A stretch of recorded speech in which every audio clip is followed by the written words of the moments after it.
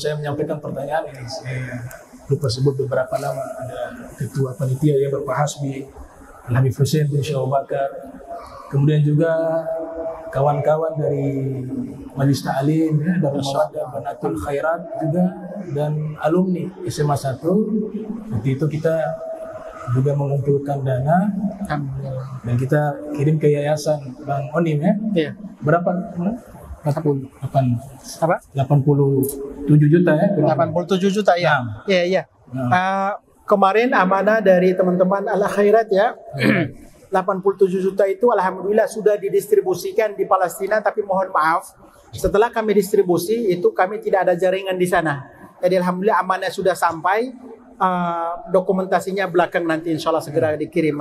Jadi kemarin amanah dari aksi di sini juga lebih dari 1 M itu sudah Bang Onim koordinasikan kepada tim Bang Onim, ada 90 tim Bang Onim di sana orang Palestina, sudah kita koordinasikan untuk tahap pertama distribusi sembako dan juga 1 juta liter air minum insya Allah dari hasil yang kemarin di sini. Alhamdulillah. Ini satu pertanyaan dari saya, nanti kasih kesempatan ke jamaah juga untuk bertanya.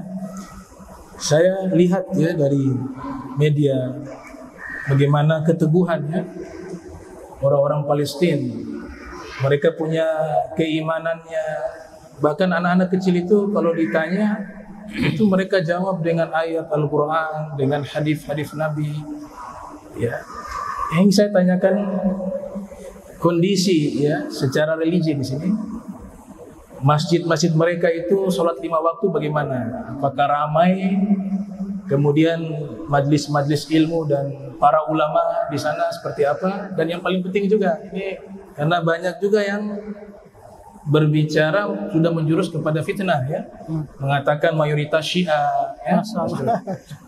Ya setahu saya ya ulama-ulama besar seperti Imam Syafi'i juga lahir di Gaza tahun 150 Hijriah. Ada Ibnu Hajar Asqalani juga ya, Imam Romli, mutakhirin.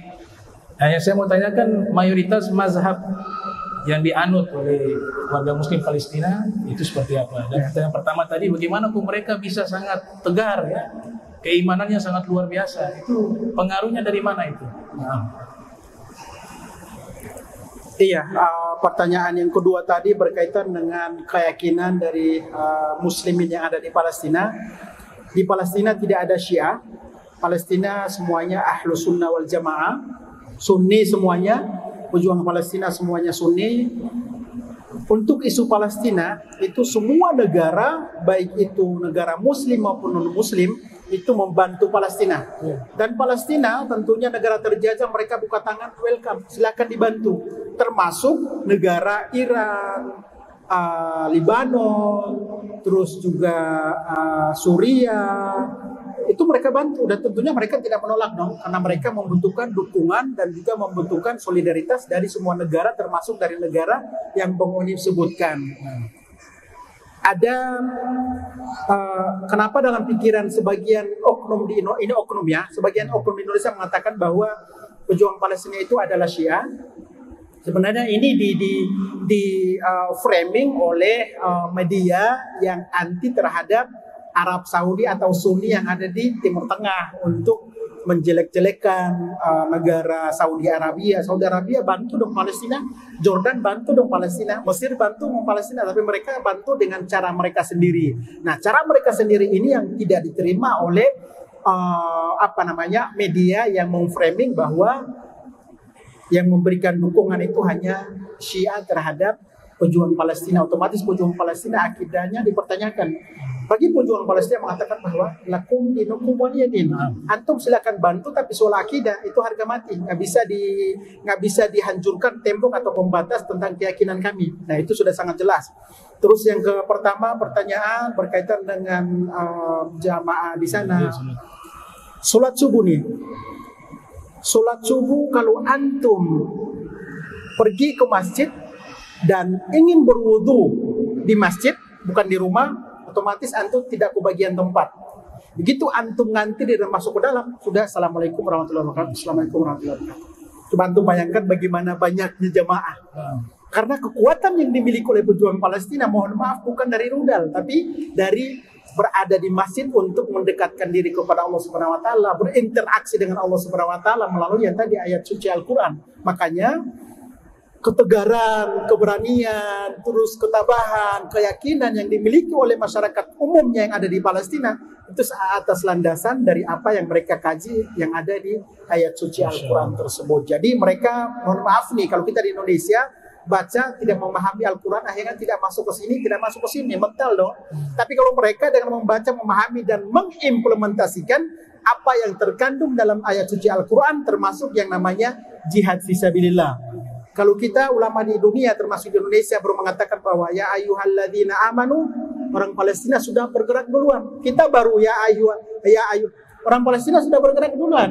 Itu yang disampaikan oleh ulama yang ada di Arab Saudi, di Timur Tengah. Wahai ulama yang ada di Arab Saudi, kita ini baru bersorban, baru mengatakan bahwa ya jamaah ya ayyuhalladzina amanu.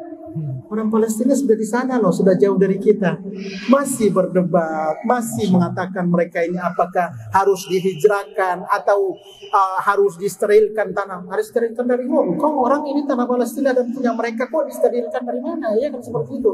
Jadi memang ada oknum-oknum tertentu yang ingin meredupkan semangat kita, khususnya semangat masyarakat Indonesia. Jadi memang posisi Indonesia itu harusnya nomor satu untuk isu Palestina. Coba antum lihat sendiri, Presiden Republik Indonesia Bapak Jokowi, terus sahabat Bang Onim, Ibu Retno Marsudi, Menteri Luar Negeri, mereka berada di mana? Berada di barisan depan dari segi bilateral, dari segi menekan Amerika Serikat yang walaupun sampai dengan saat ini belum berhasil, tapi sudah menunjukkan bahwa Indonesia benar-benar serius untuk menghentikan kebiadaban pihak Israel terhadap masyarakat Palestina yang menjadi korban anak-anak, warga sipil, wanita dan juga lain-lain. Jadi memang banyak pemuda Indonesia mengatakan bahwa Onim boleh diajak saya ke Palestina, mendingan di Indonesia aja deh. Di Indonesia aja memperbaiki, terus juga beribadah. Jangan sampai kalau berangkat ke sana itu bisa menambah penderitaan di sana orang-orang di Palestina. Jadi memang yang berada di Palestina itu saya yakin adalah hamba pilihan. Karena kan otomatis jika berada di Palestina semuanya akan dilepas semuanya. Yang namanya kedudukan, jabatan, materi itu semuanya dilepas. Jadi Bang Onim nih, selesai berhasil dari maut dan tiba di Indonesia, Allah Subhanahu wa taala memberikan cobaan kepada Bang Onim. Job datang, diberikan rumah, diberikan mobil, diberikan uang, diberikan harta, diberikan kedudukan. Oh no, saya berjuang di sana itu bukan, mohon maaf, bukan kedudukan atau dunia. Insya Allah kedudukan atau dunia ada di kedua telapak tangan Bang Onim. Murah banget kalau Bang Onim terima rumah lah, mobil lah untuk difasilitasi. Enggak, Bang Onim tidak usah diistimewakan. Karena alhamdulillah tinggal di sana ya untuk mengistimewakan saudara-saudara kita yang mereka sangat mengistimewakan kiblat pertama Islam dunia dan juga tanah Palestina. Ya, luar biasa ya. Jadi kekuatan terbesar adalah hubungan hamba dengan Allah. Itu kekuatan terbesar orang Palestina. Kemudian ketika berbicara perjuangan jihad fisabilillah, janganlah kita membahas masalah-masalah madhab. Kita harus utamakan perjuangan di atas kalimat la ilaha illallah Muhammad Rasulullah. Semua menjadi satu untuk menghadapi musuh yang paling besar di hadapan kita. Ya, jadi saya secara pribadi meminta janganlah dibahas masalah-masalah madhab di dalam masalah Palestina.